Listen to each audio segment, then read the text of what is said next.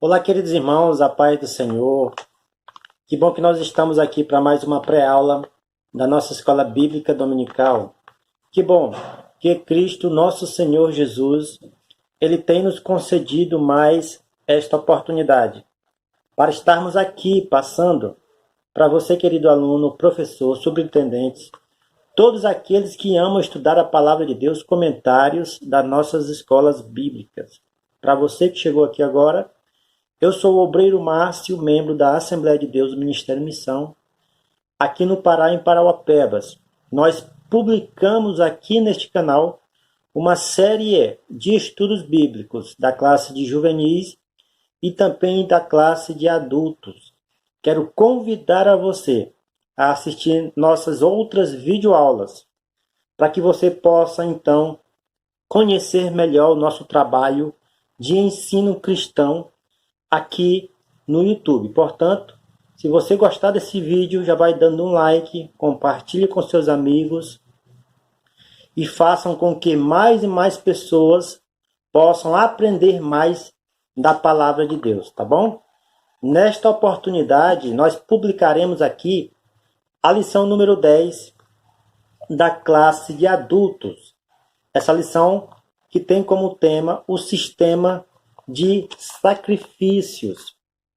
O sistema de sacrifício. Porque nós precisamos, então, entender melhor a respeito desse sistema de sacrifício.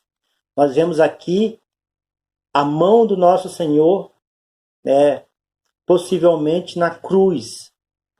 E, em cima, o título, os sacrifícios. Porque nós precisamos fazer, então, esse paralelo e entender melhor esse sacrifício. Veremos que isso tem um objetivo espiritual profundo, tem uma função espiritual profunda, e é por isso que nós precisamos estudar. O texto principal desta lição diz: sendo justificados gratuitamente pela sua graça, pela redenção que há em Cristo Jesus, a qual Deus propôs para propiciação pela fé no seu sangue para demonstrar a sua justiça, pela remissão dos pecados dantes cometidos, sobre a paciência de Deus. Romanos 3, verso 25. A verdade prática diz: Jesus Cristo executou na cruz o sacrifício perfeito, obtendo por meio do seu sangue e de uma vez por todas a redenção eterna para todos os que nele creem. A leitura bíblica em classe está em Levítico, capítulo 1, versículo de 1 a 3, capítulo 2, versículo 1 a 3, capítulo 3, versículo 1 a 2, capítulo 7, de 1 a 2, e 1 João, no capítulo 2, versículo 1 e 2. O primeiro ponto dessa lição diz: ofertas voluntárias, o holocausto. O conceito de holocausto.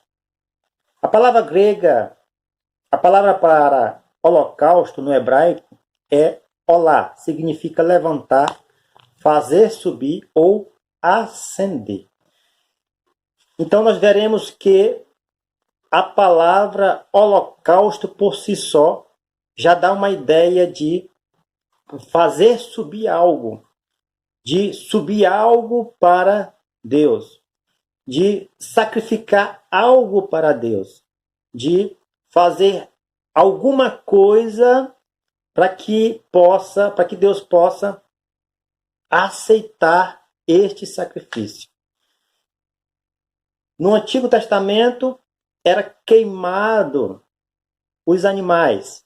Os sacerdotes, juntamente com o ofertante, chegava naquele momento do sacrifício.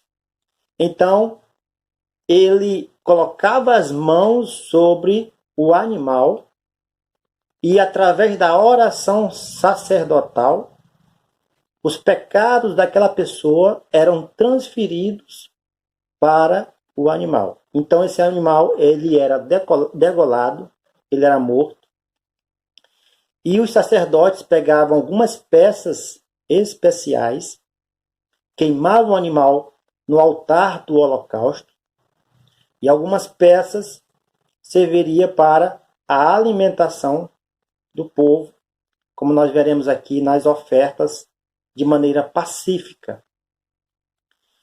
E quando era queimado esse animal, um animal puro, animal imaculado, animal sem pecado, sem defeito, simbolizava então a troca, a substituição, a transferência, podemos assim dizer, do pecado de uma pessoa impura para um animal puro.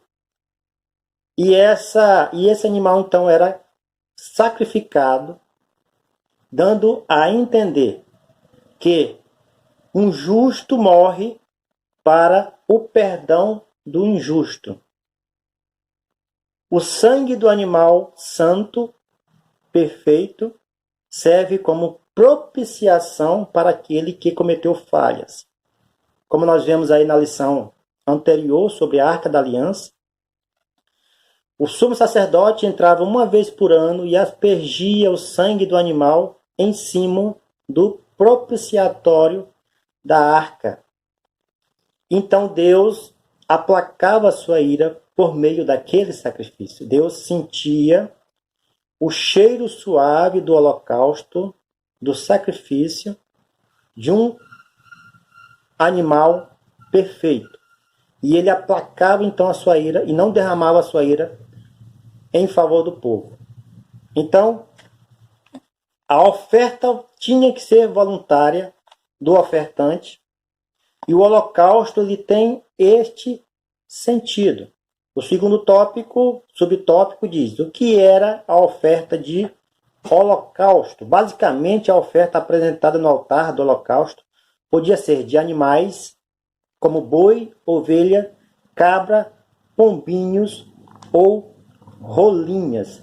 Aqui Deus coloca uma série de animais aqui, dependendo das condições financeiras do povo daquela época. Ele coloca pombinhos ou rolinhas, porque nós sabemos também que dentro da nação de Israel, alguns poderiam ofertar mais, que tinha gado, tinha carneiros, tinha ovelhas, mas outros também não tinham tanta condição. Então Deus coloca essa série de animais para que todos sacrificassem algo para Deus. Era necessário ter sacrifício. Era feito sacrifício pela manhã, todos os dias, pela manhã e à tarde. O povo fazia esses sacrifícios continuamente, todos os dias. E no dia da expiação, no dia do grande perdão, como os judeus gostam de falar, o dia do perdão, era feito, os sacerdotes sacrificavam 2 animais em favor da sua vida e da sua família, e depois ele entrava no santíssimo lugar e aspergia o sangue desse animal em favor da sua vida e também da vida da nação de Israel. Ele era um intermediador entre Deus e o homem aqui do Antigo Testamento. Porque era necessário sacrifícios. E ele, nosso Deus, ele ordena ao povo a fazer sacrifício. Aqueles que não tinham condição, tinham que fazer sacrifício mediante as suas condições. Em João capítulo 1, versículo 29, fala que Jesus é o nosso Cordeiro de Deus, que tira o pecado do mundo. Através da nova revelação do Novo Testamento, nós reconhecemos e temos as Sagradas Escrituras como testemunha que Jesus Cristo é o nosso Cordeiro de Deus, que tira o pecado do mundo, que derrubou a parede de separação que fazia essa separação entre Deus e os homens. Nesse caso, o pecado. Amém? O terceiro subtópico do primeiro ponto fala uma oferta voluntária. A oferta tinha um caráter voluntário. O objetivo do holocausto era que Deus aceitasse o ofertante. Mais importante, meus queridos irmãos, amigos, professores, alunos, do que a oferta em si, do que o sacrifício em si, era a voluntariedade do ofertante. A oferta tinha que ser aceita primeira por Deus no coração do ofertante. O ofertante tinha que se direcionar a Deus com total arrependimento e reconhecimento dos seus pecados, dos seus erros, das suas falhas. E com o coração contrito, Deus enxergava primeiro não o sacrifício, não a oferta, mas Deus enxerga primeiro o coração do ofertante. E se esse ofertante se dirige a Deus com toda a sinceridade, com toda a devoção, colocando Deus em primeiro lugar em todas as coisas, Deus aceita então assim o seu sacrifício, a sua oferta, porque Deus olha primeiro o coração para depois aceitar o sacrifício. Portanto, precisamos nos direcionar a Deus com o coração puro, sem mácula e com o desejo sincero de que Ele aceite a nossa oferta, porque sem Deus ganhar primeiro o nosso seio, o nosso coração, Ele não aceitará a nossa oferta.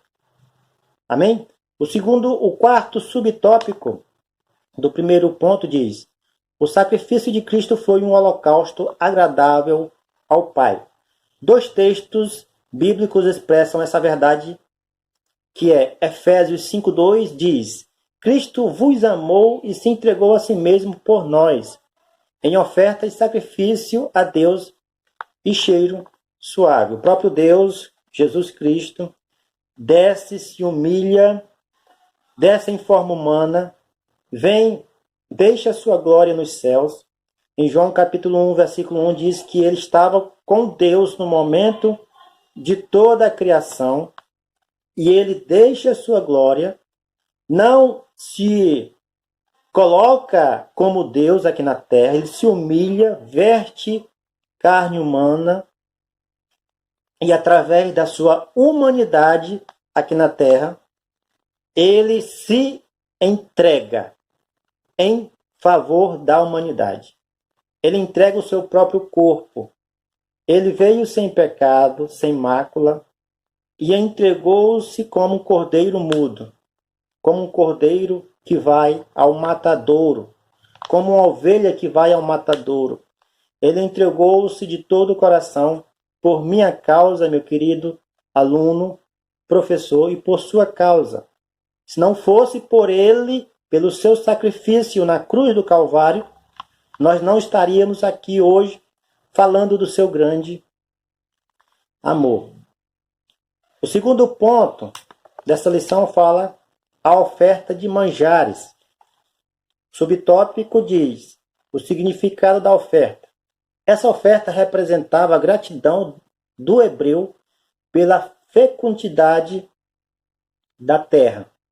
Então a oferta de manjares era representada em favor da gratidão que o povo, que a nação de Israel sentia por Deus ter deixado a terra, permitido que a terra fosse fecunda.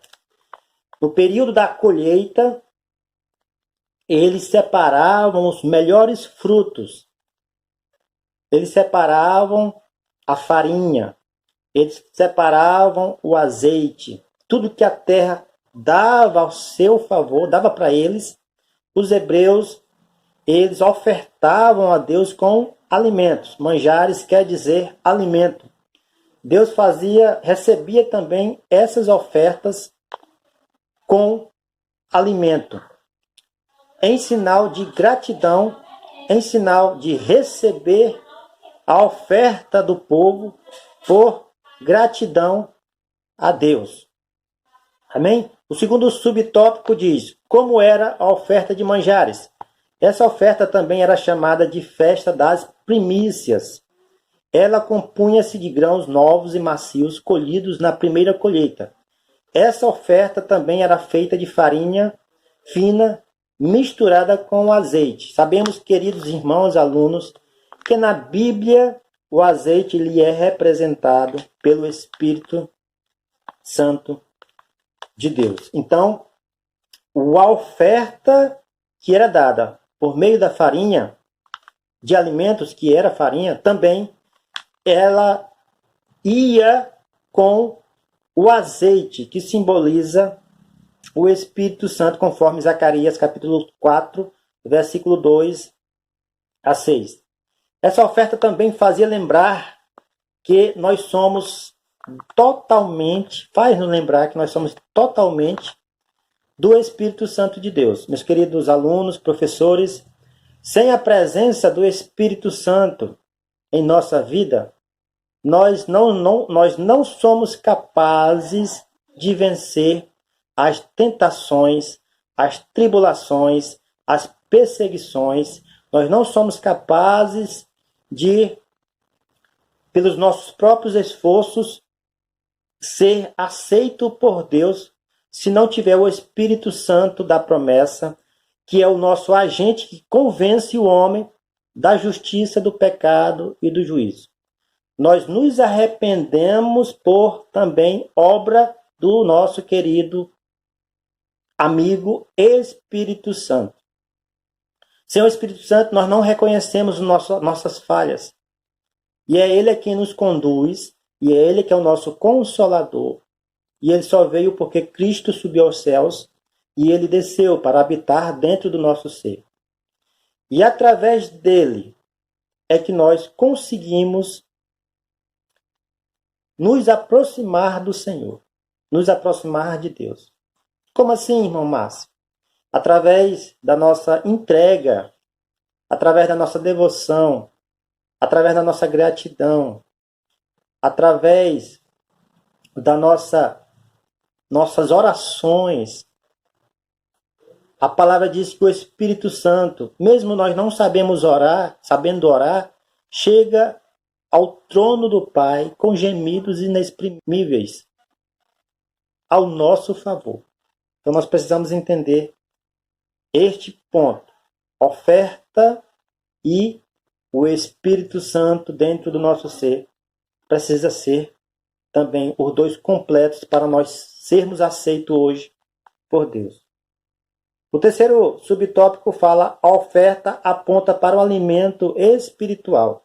A palavra de Deus diz que o nosso Senhor é o pão vivo que desceu do céu. Queridos irmãos, quando o povo israelita ou os hebreus estavam peregrinando no deserto, chovia, caía dos céus o trigo, o pão vivo.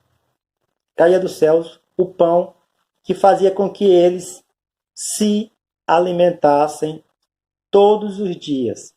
A palavra de Deus nos diz que o próprio Senhor, Ele é o pão vivo que caiu do céu. João, capítulo 6, versículo 33 ao 35. Então nós precisamos nos alimentar espiritualmente deste pão vivo que caiu do céu, que é o nosso Senhor Jesus. E conhecereis a verdade vos libertará. João 8,36 fala sobre isso. O terceiro ponto fala sobre a oferta pacífica, o sacrifício pelo pecado e o dia da expiação. Subtópico diz: o que era a oferta pacífica? Era um dos sacrifícios em que o ofertante imolava o animal, tirando porções especiais e separando-as do sangue e da gordura do animal. Então era separado uma parte especial, e o sumo sacerdote e também os filhos de Arão, eles pudessem então se alimentar destas partes.